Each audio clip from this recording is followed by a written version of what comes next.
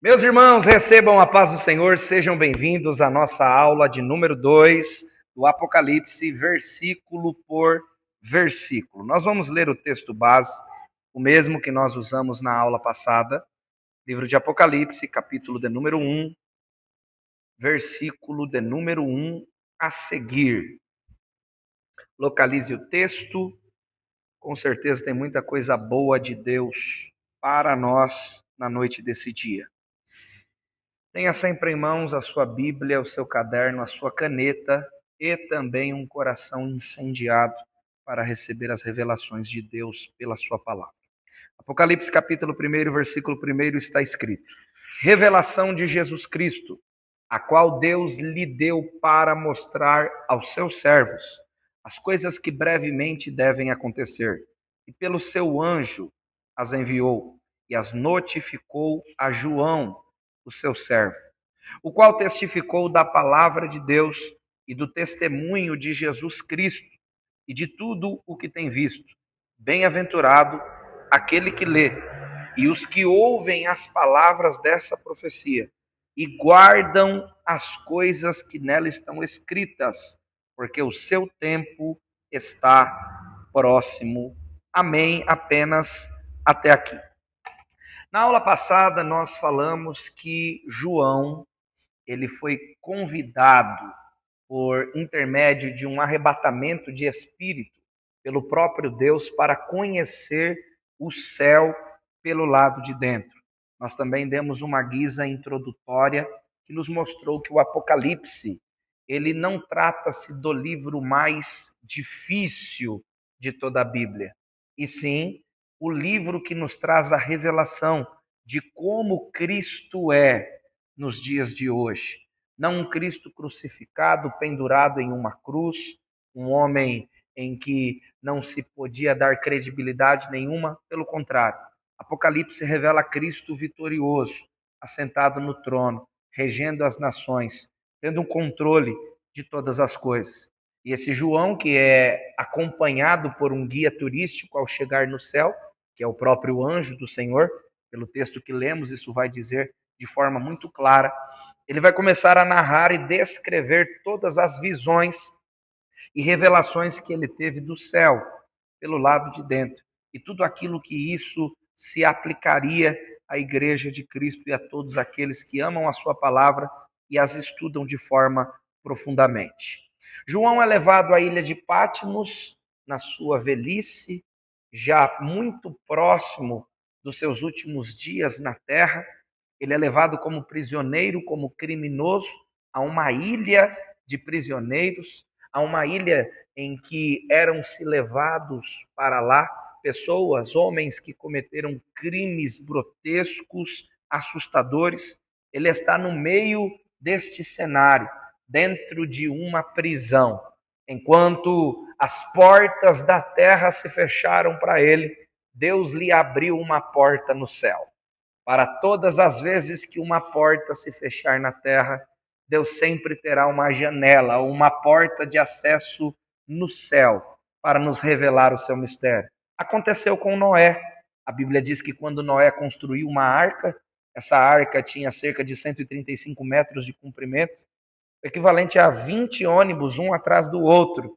Essa arca tinha 3 andares. No primeiro andar estavam os animais, no segundo andar estava a comida, no terceiro andar estava Noé e a sua família. E a Bíblia vai dizer que essa arca tinha uma porta. E Deus fechou a porta da arca. É interessante que muitas das vezes as portas que se fecham, nós damos a nomenclatura ao diabo do porquê elas se fecharam. Mas muitas portas que se fecham na nossa vida foi o próprio Deus quem fechou. A porta da arca estava fechada, mas havia uma janela na arca. E essa janela não ficava nas laterais da arca, ficava no teto da arca. Era uma espécie de teto solar.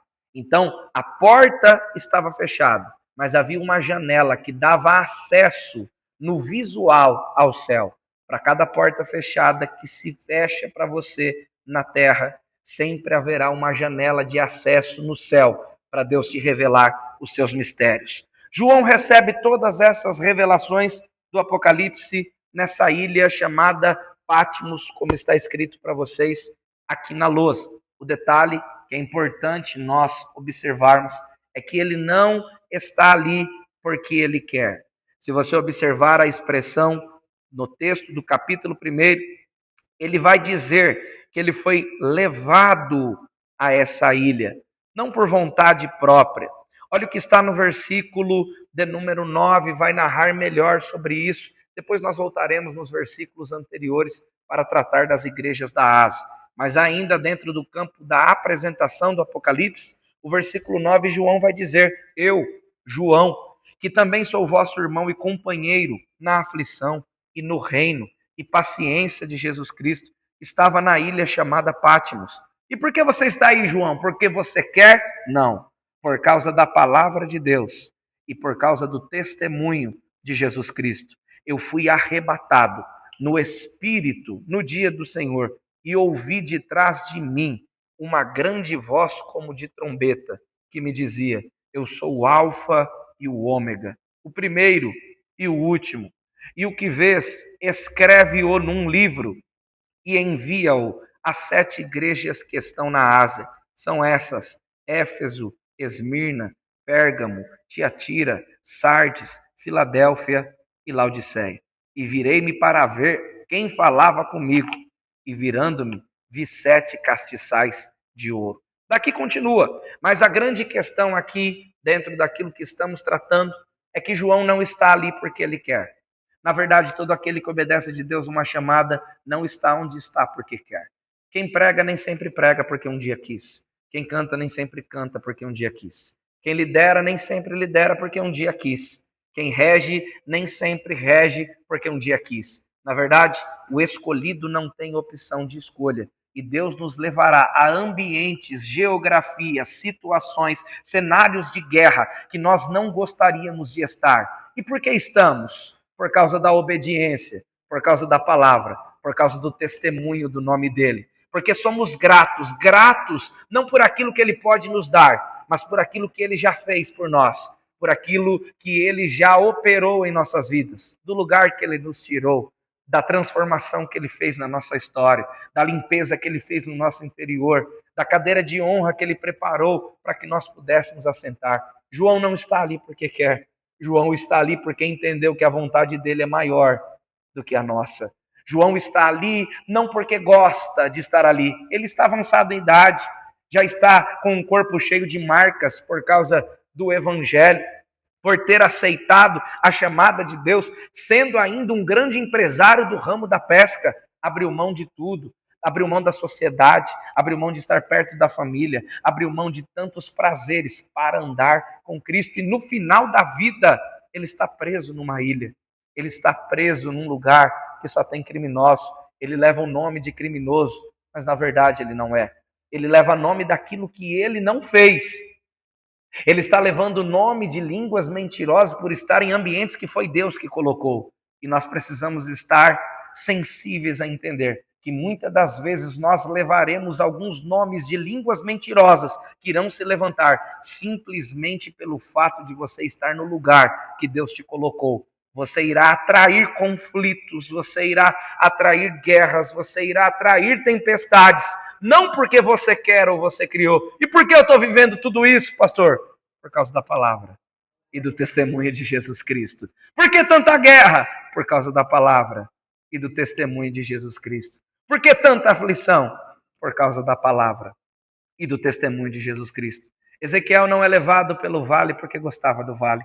Daniel não foi levado numa cova porque gostava de covas. Sadraque, Mesaque e Abednego não foi levado em uma fornalha porque gostava de uma fornalha. Os profetas no cativeiro que profetizaram não foram levados para um cativeiro porque gostavam. Servir a Deus, muitas das vezes, é estar onde eu não gostaria, mas permanecer ali por amor a quem Ele é e aquilo que Ele já fez por mim. Não é sobre o lugar que eu quero estar, é sobre a geografia do céu para mim. E é muito melhor estar numa cova cheia de leões, acompanhada da presença dele, do que num palácio sem a presença dele. É por isso que Davi, quando pecou, disse: Deus, tira tudo de mim. tira a coroa, tira o trono, tira os servos, tira toda a glória, tira o ouro, mas não retire de mim o teu espírito, porque a presença dele vale mais que o ouro, vale mais que a prata, vale mais que a coroa, vale mais que os servos, vale mais que a honra, vale mais que tudo. É melhor uma cova com ele, é melhor uma fornalha com ele, é melhor um cativeiro com ele, é melhor um vale de ossos secos tendo a presença dele. A presença dele vale mais do que tudo isso. Eu, João, estou preso em uma ilha, não porque quero, mas por causa da palavra e do testemunho de Jesus Cristo. O cenário da revelação, como eu disse, não é dos melhores, mas quem diz que Deus precisa de cenários agradáveis para que ele possa se revelar? Deus não precisa de cenários agradáveis para que ele se revele. Como disse na aula passada, nos piores cenários da história, foram os momentos que Deus mais se manifestou e se revelou na vida dos teus servos. João foi ilhado numa ilha. Quem ia para lá? Grandes criminosos. Ele foi levado para lá e acusado. Você lembra do crime que ele cometeu? Subversão. Acusado por pregar o evangelho e anunciar o senhorio de Jesus Cristo. Então João estava fisicamente em Patmos, mas em espírito ele estava no céu, tendo a revelação do Apocalipse. Aquela ilha, literalmente, anote isso, era um exílio. Mas no meio do exílio, Deus vai abrir um portal do céu. No meio do deserto, Deus abre um portal do céu. No meio da cova, Deus abre um portal no céu. No meio das lutas, sempre haverá um portal do céu aberto para você. Lembra o que Deus disse para Elias? Elias, vai ao ribeiro. Por quê? Porque eu vou te alimentar. Porque eu vou te alimentar. O que os corvos traziam para Elias? Pão e carne. Pão e carne. E é interessante que Deus vai usar até quem não gosta de pão e de carne para levar aquilo que você precisa. Porque corvo é da família do urubu. E o que o urubu gosta é de carniça, é de morte. Mas eu vou usar até quem é associado à morte para trazer vida e alimento para você. Mas não vou te deixar sozinho. Sempre haverá um portal do céu para você. E é interessante que quando acabou esse cenário, Deus vai convidar ele para ir aonde? Deus vai convidar ele para ir aonde? Para a casa de uma viúva. Para a casa de uma viúva, que não tinha o que comer. Mas ela iria fazer primeiro para o profeta, depois para ela e para o seu filho. Então João já não era um jovem quando teve o seu primeiro encontro com Cristo. Ele tinha marcas. E ele vai receber, e agora essas informações são muito importantes, tá bom? Muito importantes que você anote. Ele vai receber essa revelação nesta ilha.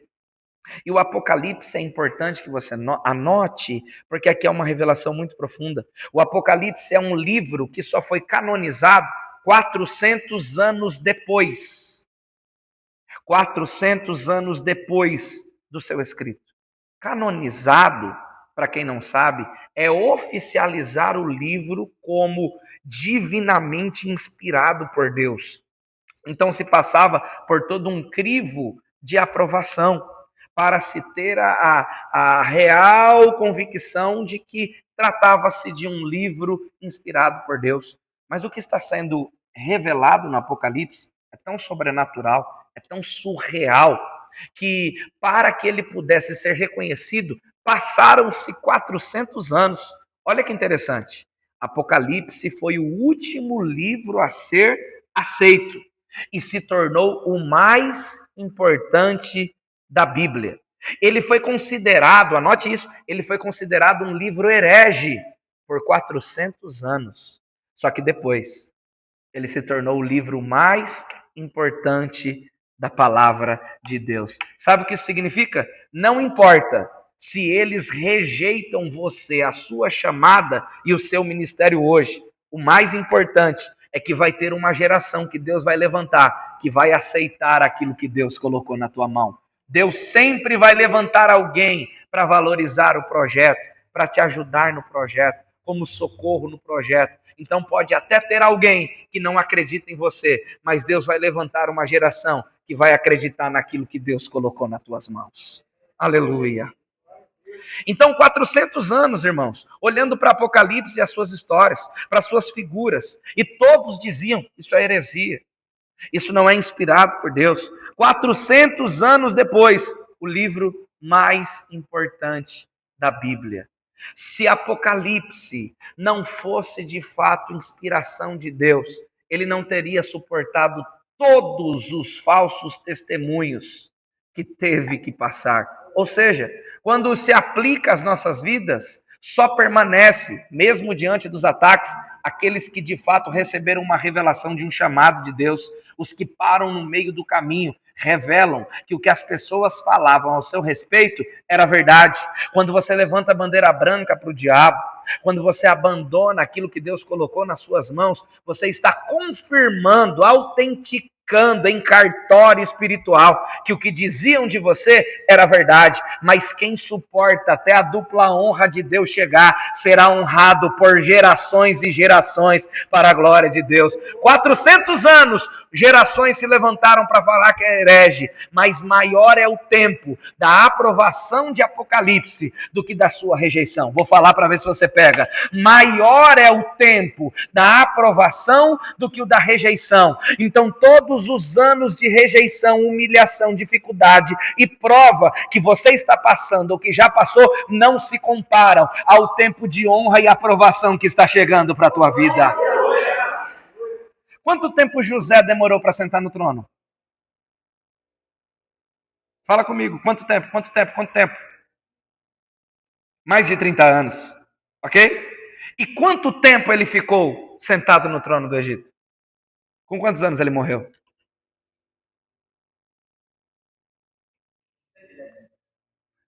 Com quantos anos José morreu? Hã?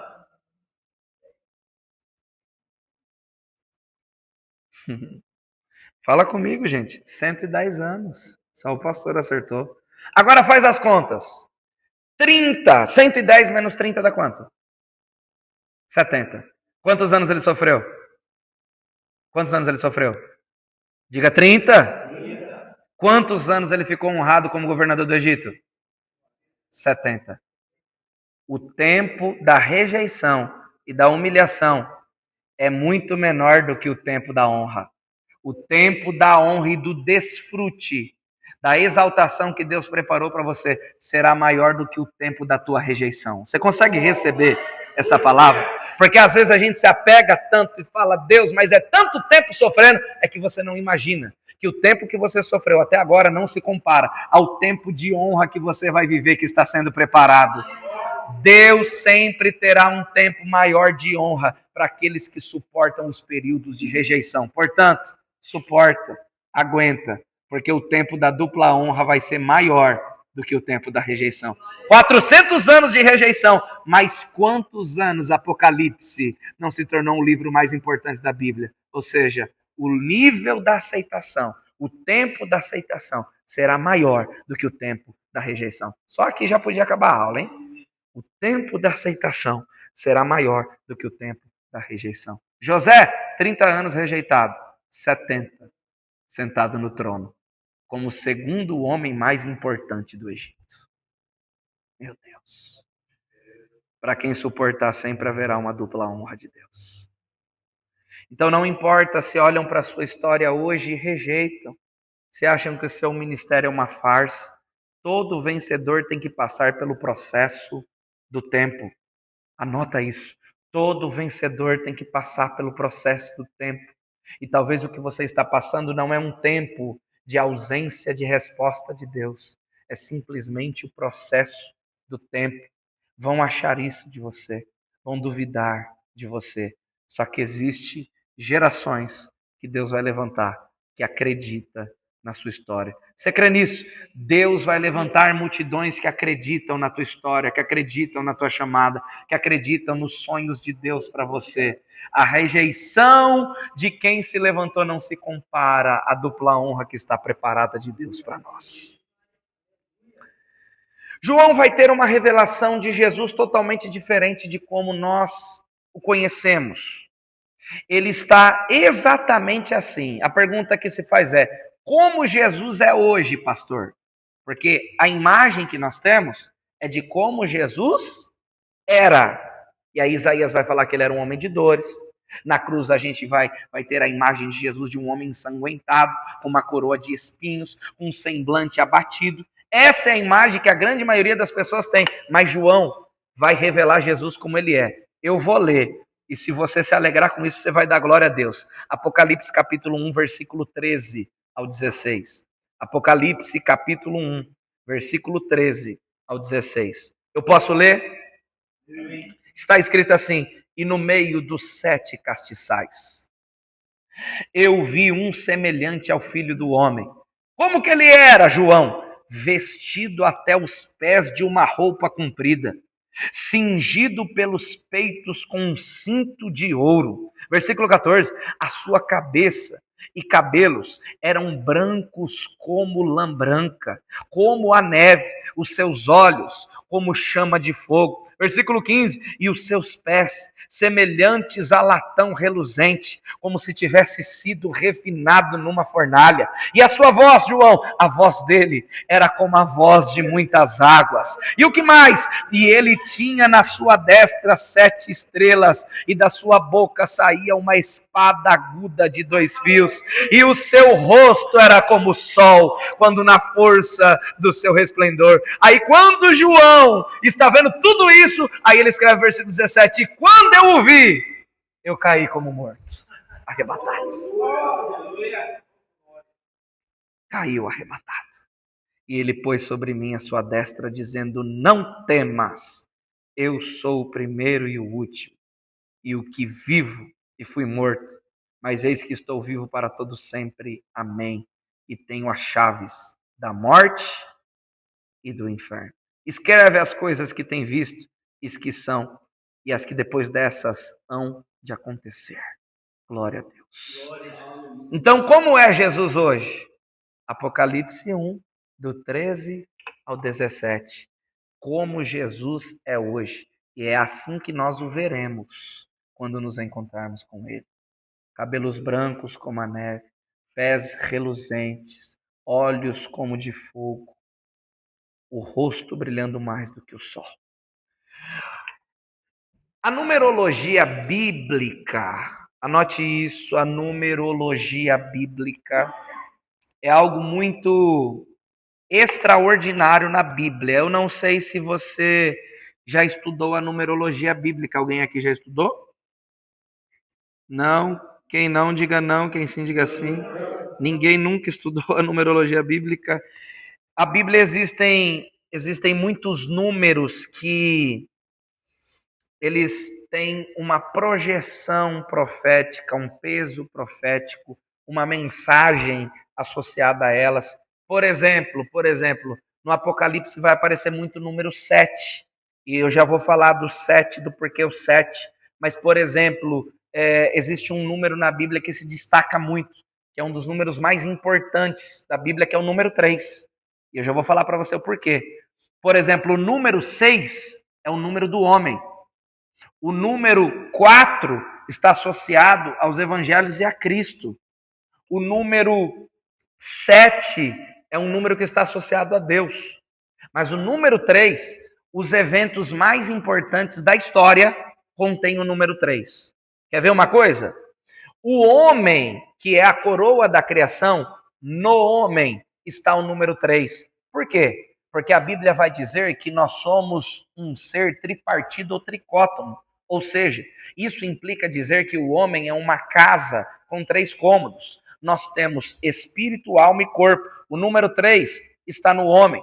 Quando nós olhamos para o tabernáculo que nós estamos estudando, que foi construído por Moisés, no tabernáculo tem o número 3. Por que no tabernáculo tem o número 3? Porque de dentro para fora, o Santíssimo Lugar, o lugar santo e o átrio. Quando nós olhamos para a arca construída por Noé, Gênesis capítulo 6, versículo de número 14, e tu farás para si uma arca da madeira de gofer, colocarás compartimentos na arca e a betumarás por dentro e por fora, e far-de-ás andares baixos, segundos e terceiros. A arca que Noé construiu também tinha 3 andares. No primeiro andar, os animais. No segundo andar, a comida. No terceiro andar, Noé e a sua família. Quando nós olhamos para o céu, Gênesis capítulo de número 1, versículo 1, no princípio criou Deus os céus, plural, e a terra, no singular. Por que céus, no plural? Porque existem pelo menos 3 céus. O primeiro céu é o céu atmosférico, que nós podemos enxergar as nuvens e as estrelas. O segundo céu é o céu do cosmos, onde estão os planetas.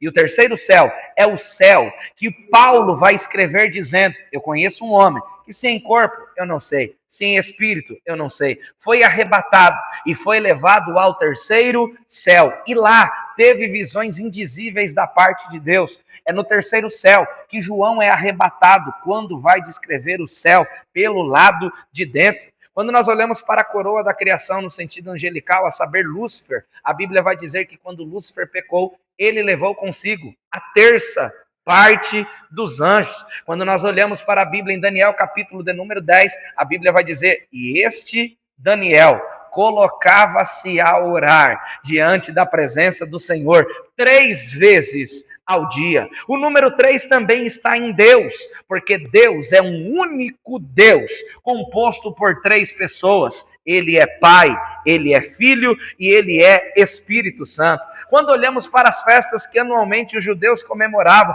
as principais festas que os judeus comemoravam eram 3, sendo estas a Páscoa, a festa dos tabernáculos e a festa de Pentecostes. Quando nós olhamos para Jonas capítulo 1, versículo 1, está escrito: e veio a palavra do Senhor a Jonas, filho de Amitai, dizendo: levanta-te, vai à grande cidade de Nínive, clama contra ela, porque a sua malícia subiu até mim. E Jonas se levantou para fugir de diante da face do Senhor. E a Bíblia vai dizer que ele fugiu para um porto. Do porto, ele desceu para o navio. Foram as descidas de Jonas. Desceu para o porto, do porto desceu para o navio, do navio desceu para o porão, do porão desceu para as águas, das águas desceu para o ventre do grande peixe. Por quê? Todo aquele que está no campo da obediência, ao invés de a sua vida subir, ela desce. E quando ele está no ventre do peixe, está escrito: e Jonas ficou 3 dias e 3 noites no ventre do grande peixe. Quando nós olhamos para Mateus, a Bíblia vai dizer que no Evangelho segundo escreveu Mateus, se eu não me engano, no capítulo de número 17, Mateus vai falar da visão no monte da transfiguração. E a Bíblia vai dizer que quando Jesus está no monte, ele vai se transfigurar. Uma nuvem de glória vai invadir o monte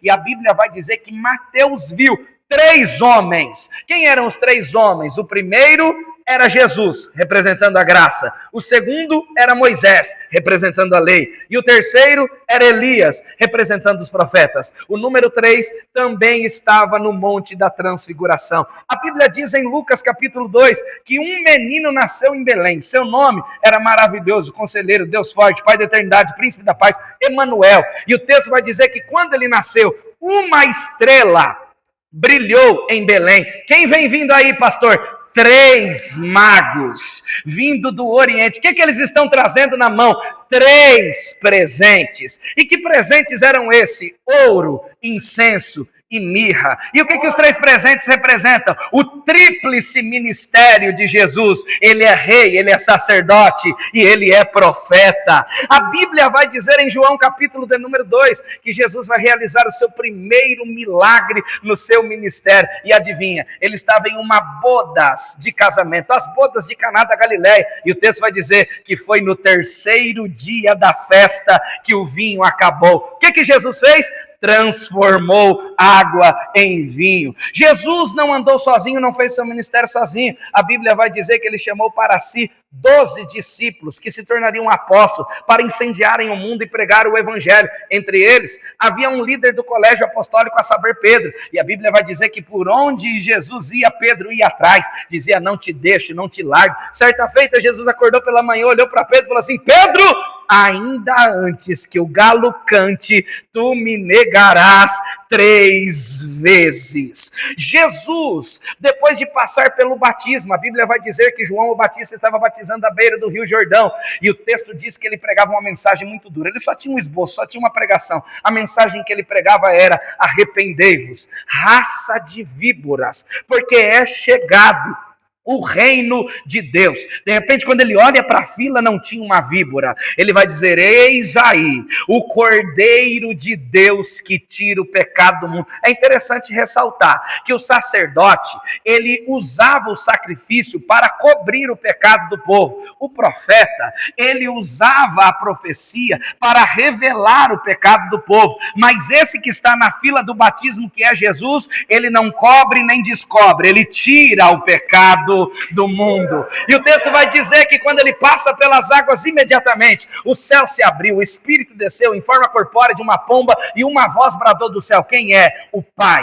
E ele dizia: este é o meu Filho amado, em quem me comprazo. E imediatamente Jesus foi conduzido pelo Espírito ao deserto para ser tentado pelo diabo. E no deserto, Jesus foi tentado pelo diabo 3 vezes. Jesus viveu uma armação muito grande antes de ir para o Calvário. Vocês já estudaram comigo o Sinédrio, as 2 testemunhas, os falsos religiosos, fizeram de tudo para complicar a vida de Jesus. Jesus está indo para o Calvário. A visão de quem está indo para o Calvário é a visão do número 3. Por quê? Porque no Calvário tinham 3 cruzes. Uma cruz à direita de um malfeitor, uma cruz à esquerda de outro malfeitor, e a cruz do meio do nosso Senhor e Salvador Jesus Cristo. É interessante que quando Jesus foi levado para a cruz, ele tinha exercido 3 anos e meio de ministério. Quantos anos ele tinha, pastor?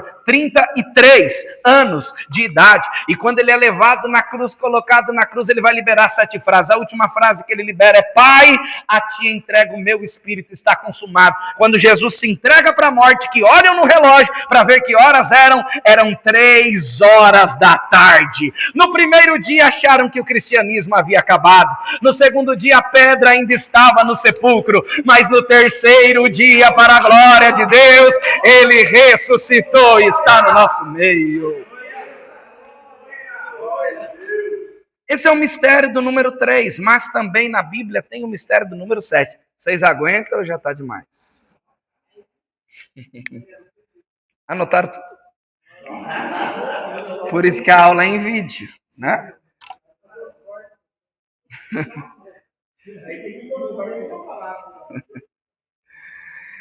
O número 7, dentro da numerologia bíblica, principalmente no Apocalipse, é o número que mais aparece. Anota isso aí, o número 7 é o número que mais aparece. Os que vieram assistir uma aula grátis, ou fica ou sai fora. Não tem terceira aula para você.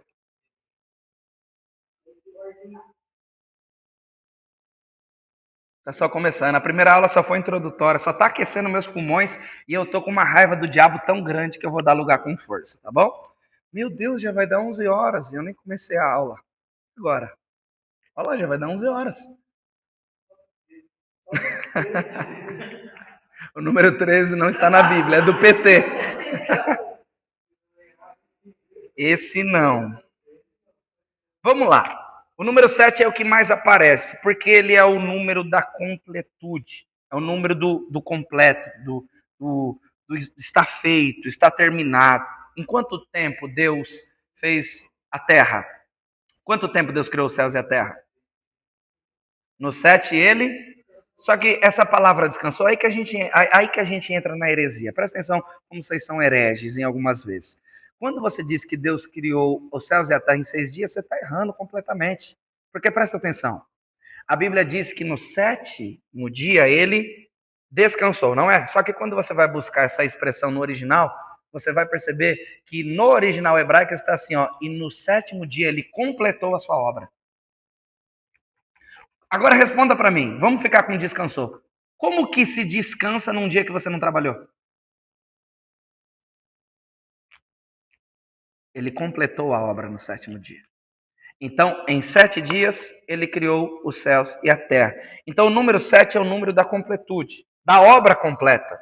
Nunca pela metade. Isso mostra que o Deus que começa, Filipenses capítulo 1, versículo do número 6, aquele que começou a boa obra na sua vida, é fiel para aperfeiçoá-la. Por quê? Porque o Deus do número 7 é o Deus que não faz obra pela metade. De novo, até você pegar e dar glória a Deus. O Deus do número 7 é o Deus que começa e é o Deus que termina. Ele não vai te deixar morrer no meio do caminho. Ele não vai deixar você desfalecer no meio do caminho. Ele não vai deixar a sua história acabar incompleta. Ele não vai deixar a sua história terminar com uma vírgula. O que ele começou, ele vai terminar. O que ele prometeu, ele vai cumprir. Por quê? Porque ele é Deus zeloso que vela pela sua palavra. Então, olha só, 7 dias ele criou a terra. Apocalipse vai nos mostrar os 7 selos. Coloca aí, os 7 selos, as 7 igrejas, os 7 castiçais, os 7 dias da criação. Olha quanta coisa. Porque o número 7 é o número que mostra o caráter de Deus. Por que o caráter? Porque tudo que ele começa, ele termina.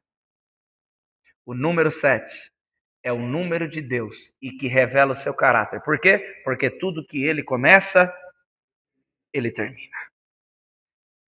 Então, por exemplo, quando nós vemos as 7 igrejas apresentadas no Apocalipse, eu não sei se você vai ter cabeça para ouvir isso que eu vou falar. Na verdade, as 7 igrejas estão falando de 7 eras, os 7 períodos da igreja. Essas 7 igrejas são muito mais do que o sentido literal da palavra expressada. As 7 igrejas falam de 7 eras, ou 7 períodos que a igreja de Cristo vai viver na terra. Não é só apenas as 7 igrejas da Ásia. Apocalipse capítulo 1, versículo 1, vai nos mostrar algo interessante a se observar. Por exemplo, antes deste livro, Apocalipse, tratar das coisas futuras, ou seja, das coisas que ainda vão acontecer, ele trata primeiro da revelação de Jesus Cristo. Então, o que é Apocalipse? Apocalipse é a conclusão, é a consumação do Senhor em toda a Bíblia. Apocalipse vai nos dar a revelação máxima de quem é Jesus. Apocalipse vai nos mostrar Jesus de uma forma que nenhum outro livro da Bíblia vai nos dar. Apocalipse, escute isso, é o único livro, pastor Eliseu, que você recebe uma, pode ir, tô brincando, que você recebe uma recompensa. Receberá uma recompensa todo aquele que ler e estudar esse livro. É o único livro que nos dá isso. Então a leitura de Apocalipse, ela não é para eu saber apenas sobre o final de todas as coisas, e sim para me ter a revelação máxima de quem é Jesus. Travou aí? Travou aí? Memória tem, aí tem até o talo memória. Vamos lá. Então, apesar de revelar muitas coisas sobre o futuro, Apocalipse tem como fonte principal revelar Jesus de uma forma que nunca antes foi revelada.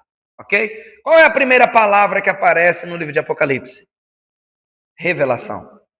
Revelação. Então, revelação antes de tudo. E não é uma revelação de coisas. Apocalipse não é a revelação de coisas. Apocalipse é a revelação de uma pessoa, Jesus. Agora, é algo que eu sempre pergunto: como que Apocalipse pode ser o livro mais difícil ou o livro que tem mais mistério, se o nome do livro é Revelação? E revelação é descobrir, revelação é mostrar, revelação é trazer à tona. Na verdade, Apocalipse é o livro mais revelador da Bíblia. Por quê? Porque muitas pessoas não estudam Apocalipse porque é uma batalha espiritual. Eu não queria fazer o marketing, mas já que eu falei, eu também tenho um curso de batalha espiritual. Quem não tem, está na hora de comprar. Mas no Apocalipse tem uma batalha espiritual para que o povo não estude sobre esse livro, para que o povo não leia, não entenda esse livro.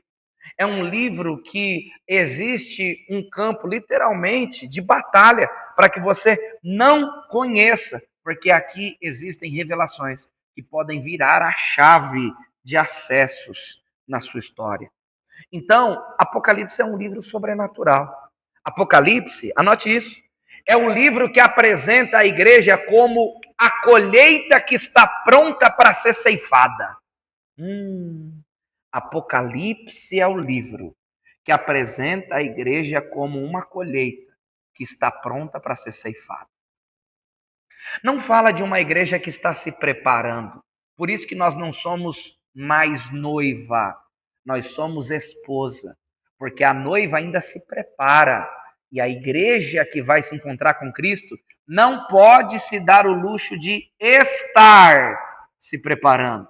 Se perguntar para você, você está salvo? A resposta tem que ser na lata. Estou pronto, pastor. Se eu tropeçar e bater a cabeça ali, é céu sem fazer curva.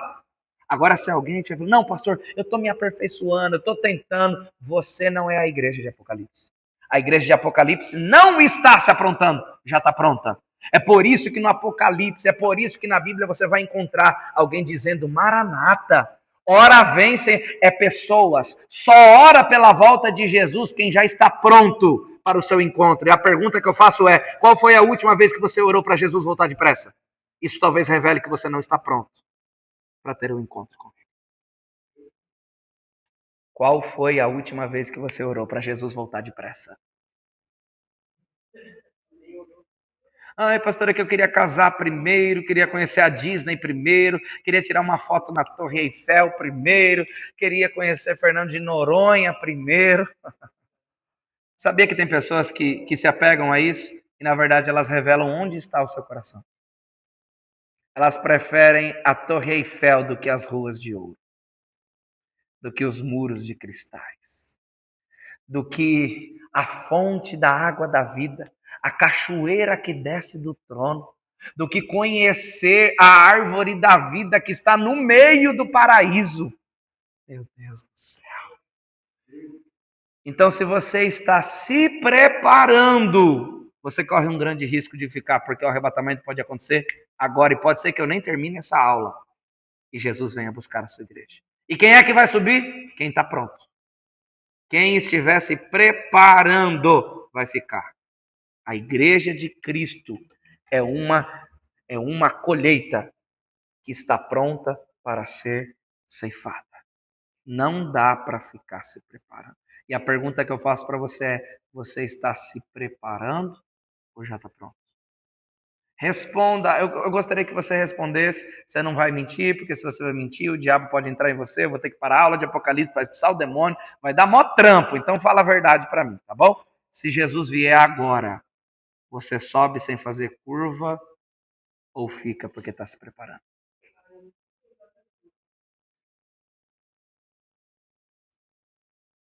Eu senti o silêncio de alguns.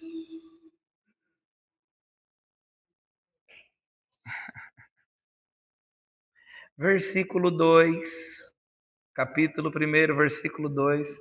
Quanto tempo que a gente está de aula? Vê lá para mim. 43 minutos de aula. Eu já vou terminar. Eu estou no versículo 2 ainda. E agora, a gente estuda menos detalhado, corre mais para você pegar logo o certificado? Ou vai estudando detalhe por detalhe? Você está com pressa? Esses dias, meu Deus, um pastor me procurou, falou, pastor, você não consegue um certificado de teologia para mim não reconhecido do MEC? Eu pago para você um valorzinho legal, você só me dá o certificado, não precisa nem eu estudar, pastor.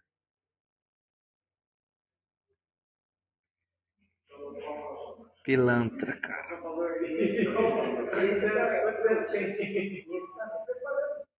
Esse está se preparando.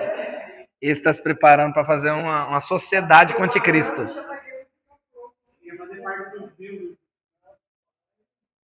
Capítulo 1.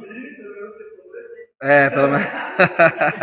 Para que ter o nome escrito no livro da vida se ele pode ter no MEC, não é verdade? Vamos lá.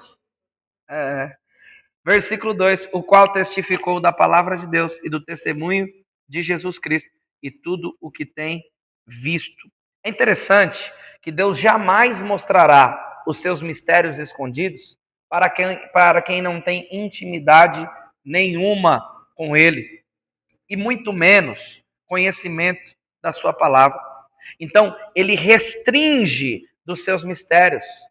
e revela apenas para aqueles que têm sede de beber da fonte da água da vida. Aleluia, aleluia. É interessante, vá para o versículo 4, 3 nós já falamos. Já falei que tem uma bênção para quem lê, para quem ouve, para quem estuda. Está no versículo 3 isso. O versículo 4, João vai escrever: João, as 7 igrejas que estão na Ásia, graça e paz seja convosco da parte daquele que é, que era e que há de vir, e dos 7 espíritos que estão diante do seu trono. Você sabe que Deus tem 7 espíritos, né? Os 7 espíritos de Deus. Quais são eles? Deus tem 7 espíritos, tem os 7 olhos de Deus. Eu vou fazer um curso numa igreja que vai ser sobre os 7 olhos de Deus. Cada dia eu vou falar de um olho. Eu vou chamar a pastora Zilá e o pastor Eliseu para me ajudar. Cada dia vocês falam de um olho junto comigo, pode ser? Fechou? Vocês vão? Vocês me ensinam primeiro. Vamos lá. O versículo 4 está revelando os nomes de Deus. Você sabia que Deus tem mais de 70 nomes? Nós vamos estudar sobre isso na matéria de teontologia. No curso básico e médio em teologia vocês vão estudar. Mas aqui estão alguns nomes de Deus. Por exemplo, ele é chamado de aquele que é. Aquele que é. Porque existem os tempos da eternidade. Vocês sabem quais são os tempos da eternidade ou não? Como que funciona? Eu já ensinei isso para vocês. Por exemplo, quais são o seu tempo? Quais são os seus tempos? Você não sabe nem o seu, vai saber de Deus. Qual que é o seu tempo? Quais são os seus tempos? É fácil isso.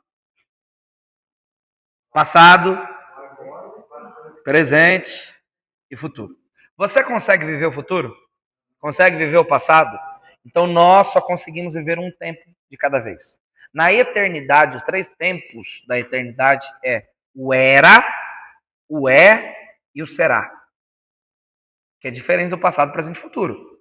E qual que é a diferença do era, é e será? É que o era é acessível para quem está na eternidade, o é acessível e o será também é acessível. Quer ver uma coisa? João vai escrever dizendo em uma das visões: e eu vi a nova Jerusalém que descia do céu. Ele estava no era da eternidade, falando como se estivesse acontecendo naquele momento. A nova Jerusalém já desceu do céu? Quando que ela vai descer? No milênio. No milênio, depois do arrebatamento das bodas de Cristo, no milênio, a nova Jerusalém vai descer do céu. Ele escreveu isso dizendo: e eu vi a nova Jerusalém que desce do céu. Ele estava no era da eternidade, escrevendo como se estivesse acontecendo naquele momento. Porque na eternidade, o era, o é e o será é acessível. Por isso que Deus é atemporal. O que significa? Ele passeia pelo passado, presente e futuro como se fosse a mesma coisa. Deus não fica preso no tempo. É por isso que ele olha para Paulo e diz assim: este é um varão escolhido. Como que ele é, se ele acabou de se converter? É porque Deus já está na última página da tua história dizendo: eu estou falando com você no presente, já assistindo como que a tua história vai terminar. E eu estou dizendo para você: você não vai ser, você já é.